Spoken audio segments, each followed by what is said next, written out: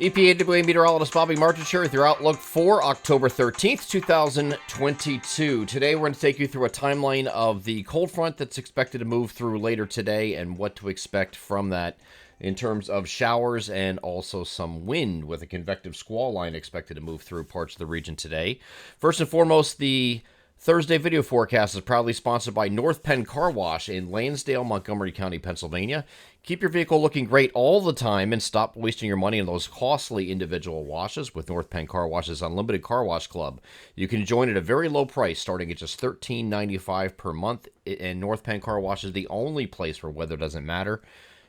Even if it's raining the day just after you had your car washed, if you just did it in the last couple days, it's going to rain again today, and now you wasted your time. Well, that's not a problem. You just stop by as often as you like within the calendar month, and you can get that fresh wash for one low monthly rate. They are North Penn Car Wash at 986 Sumneytown Pike in Lansdale, Montgomery County, Pennsylvania.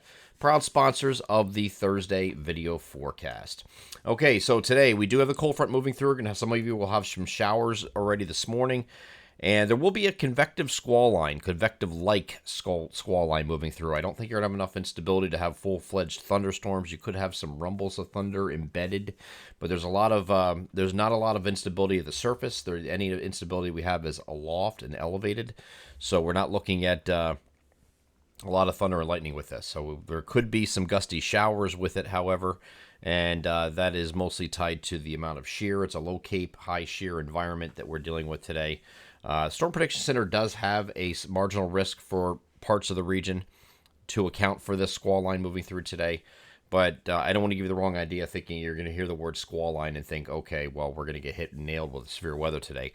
I don't think so. I don't think it's going to be that high. There will be some gusty winds with it, but not to that level of the definition of severe, which is 58 miles per hour or greater. I don't think we get that high. So this will move through, and then we'll clear late this evening, or I'll say up to about midnight, and then after that we're going to clear out overnight, become partly cloudy overnight, and then mostly sunny in its wake on Friday with a trough settling in. A piece of this trough, the trough itself, is actually going to be centered over the Great Lakes up in here. We're going to get a piece of this, not the full-fledged trough coming in, just a piece of that's going to come working through here on Friday. So we'll have one day the temperatures go to generally lower 60s for most. As you see above me, 62 to 70 is the spread in temperatures today from northwest to southeast. Northwest is going to be lower because the cold front's going to come through quicker, and southeastern areas will wait until later to get to that cold front moving through. And then tomorrow, 58 to 66 is the spread in temperatures with that trough settling in, or at least a piece of that trough settling in. So let's get over the NAM high-res future simulated radar. I'm going to start this off at 8 o'clock in the morning, and you follow the timestamp in the upper right-hand corner as I move the video forward, which will give you the exact time that I'm talking about. So this is this morning at 8 o'clock. There's some scattered showers around at this time, and then they become more intermittent. Still get some more showers rotating through during the course of the morning and during the afternoon. Then you see the squall line getting going in central PA. I think that's the time frame for this to affect our region is 2 p.m. onward. We'll get into our western parts of our coverage area out in central PA, State College, up at Lock Haven, Williamsport, places like that. We'll get into it as early as 2 o'clock, and then this will work its way eastward. And along this line, there could be some wind gusts that are generally 30 to 40 miles per hour as the line's moving through. Okay, it's a convective squall line. It's very similar to a line of thunderstorms you get in the summer. We're just not going to have a tremendous amount of lightning with this because the instability is just not there. So this is a low cape, high shear environment. They're going to keep moving. And once it gets over to the eastern side of the state, which is 7 p.m., this line is still intact, but I think it's going to be, as it approaches the Delaware River, it should collapse, and that's what everything's expecting to do. It just kind of falls apart after that point, and you have some lingering showers up to about midnight, and that's off the coast. So we're looking at, with the squall line itself, some 30 to 40 mile per hour gust for all areas as this moves through. Some peak gust, 45 miles per hour would be the highest end, I think, for the wind gust, and that's going to favor the elevation area. So northeast PA, the Poconos will probably see the best chance for those wind gusts to exceed 40 miles per hour, but I still don't think it's going to get anywhere near the 50-plus range in terms of wind speeds. And then with the squall line also, going to be mild out in front of it, as you can see above me, 62 to 70 today. But look what happens when this front moves through, almost on cue. As soon as the front moves through, you can see this line moving eastward of the temperatures is just dropping quickly. Okay, so it goes from mid 60s to about 50 or so right behind the front pretty quickly. And then it just kind of slowly drops off overnight after that point as the skies will become partly cloudy later in the overnight period. So overall, I know they have a marginal risk of for severe. I don't see a severe weather threat today. You could have some gusty showers, and I don't think that it's going to be to the level of severe weather, but 30 to 40 mile per hour winds. We work with energy companies, so we know that 30 to 40 mile per hour winds or at peak 45 can still do some damage, not widespread, but it could produce some power outages in some areas. It doesn't take 58 to do that necessarily by National Weather Service definition, but you can still get some outages either way, or some tree branches falling down, things like that. So we'll be on the lookout for that today, and then we are going back to mostly sunny skies here on Friday. The Philadelphia Phillies will be home for 2 playoff games, guaranteed 2 playoff games, Friday and Saturday. Both of those games look spectacular.